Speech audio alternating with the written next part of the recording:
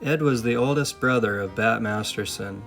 Born in Canada, he was a buffalo hunter, cowboy, and lawman of the Old West.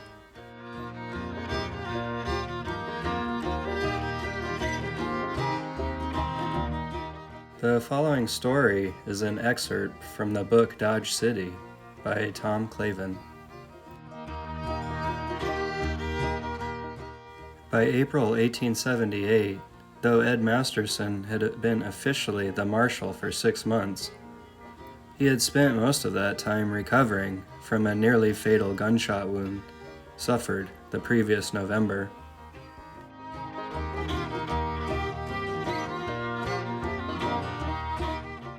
Even in so short a tenure, and on limited duty, Ed had proven to be a popular peace officer. With Bat as sheriff of Ford County, and Jim on and off the peace officer roles, the Masterson brothers were the most responsible for keeping order in and around Dodge City.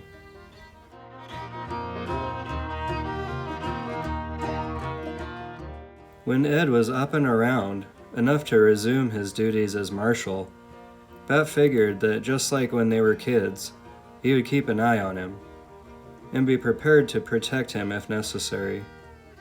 But on April 9th, 1878, Bat wasn't there, or at least not in time.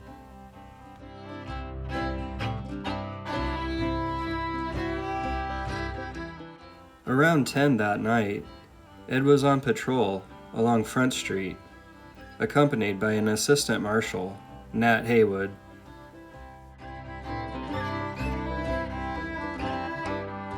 From across the deadline, they could hear loud shouting and laughter, which was not unusual.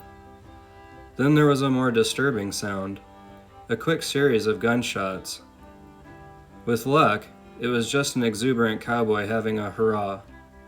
Just in case, though, Ed and Nat hurried south. More shots were heard, coming from inside the Lady Gay Saloon. The season had begun early that year, with a herd of cattle having just been delivered to Dodge City from a ranch in Texas. Alf Walker was the trail boss. He and his drovers had been drinking at the Lady Gay all night, and one of the cowboys was Jack Wagner. It was clear he was very drunk, and with a pistol in hand, he had been the one blasting away.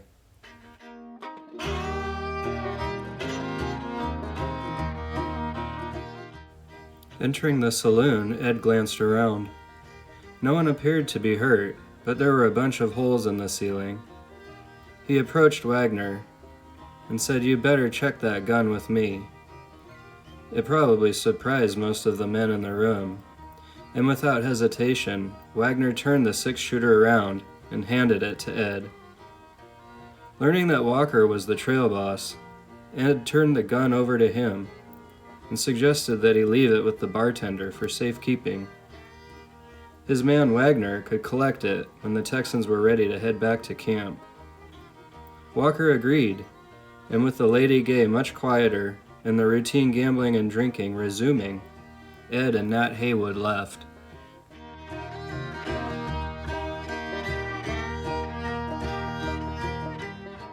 However, only a few moments later, the two lawmen heard footsteps behind them. They turned to find Walker and Wagner on the wooden walkway outside the dance hall. Ed saw that Wagner's shoulder holster had his gun in it. Irritated that Walker had returned it to the drunken drover so quickly, Ed advanced on Wagner and demanded it. "Come down to the marshal's office in the morning and you can have it back," he instructed.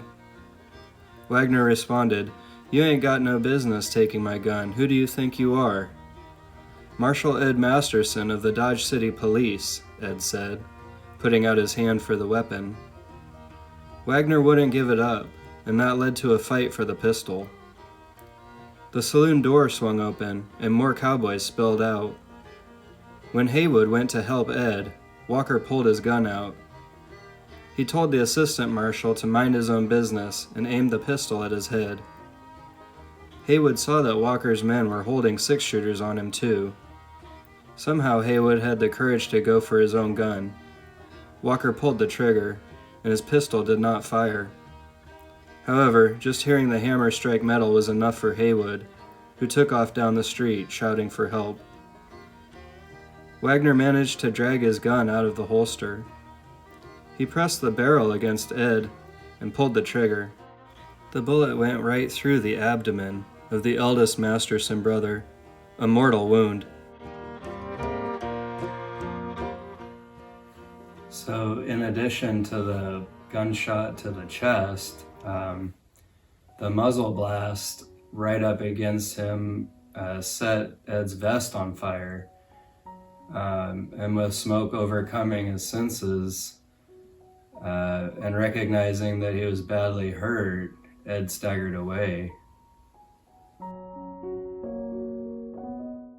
Assistant Marshal Haywood would soon be criticized for leaving the marshal behind to face 6 armed men. But to be fair, most likely he just would have gotten himself killed. His fast feet were more effective. Bat, Ed's brother, heard the assistant marshal's shouts and stepped out of his office. He listened to the breathless mentions of Ed being in trouble with a bunch of armed cowboys.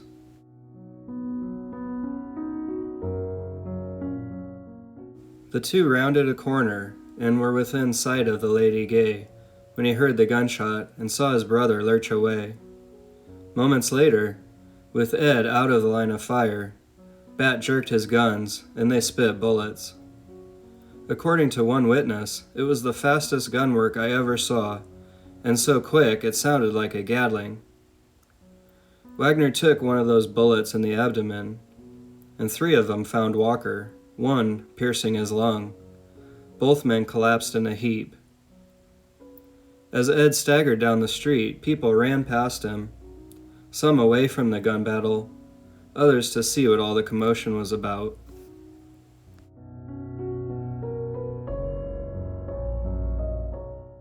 He entered Hoover's saloon, owned by the former mayor, and with slow, pain-filled steps he approached the bar and told George Hinkle, "I'm shot," then slid down to the dirt-covered floor.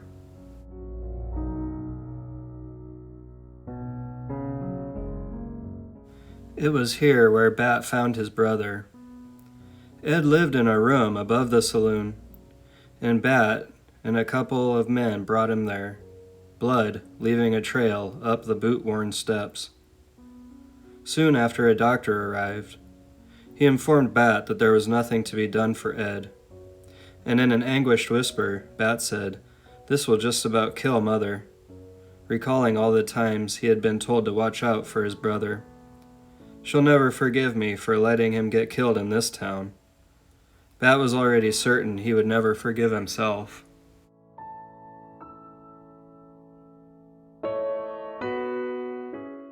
Bat sat beside his brother, holding Ed's hand. During the next 30 minutes, what was left of the young marshal's life ebbed away. Then, without regaining consciousness, and thus unaware of his brother's tears, Ed Masterson died.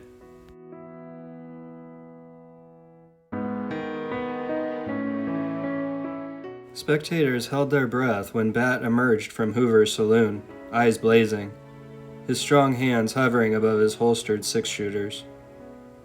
A few people gestured to him, directing him to A.J. Peacock's saloon, across the deadline. It was there where he found Walker and Wagner.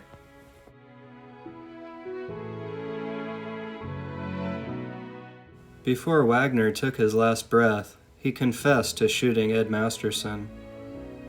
With Walker being treated by a doctor, Bat went to have warrants sworn out for the arrest of the 4 other cowboys. Within an hour, Bat had found them, arrested them, and put them in jail. They would later be released when it was determined they had no direct role in the marshal's death.